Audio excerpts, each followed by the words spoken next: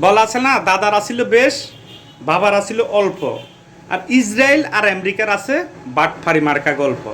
হেতারা মনে ওই যে ইরানের বোধাই মার্কা মনে করছে। হ্যাঁ, ইরানের পারমাণবিক চুল্লিতে পারমাণবিক স্থাপনার মধ্যে হেতারা কি করছে, B2 স্পিড বোমার বিমান দি 37 ঘন্টা অভিযান চালায়, সেখানে চৌকা গর্ত করছে, চৌকা থালা করছে, বিনিময় $2 মিলিয়ন খরচ করছে। বিনিময় কি হইল, ইরানের মধ্যে মাত্র চৌকা গর্ত করে চলে গেছে।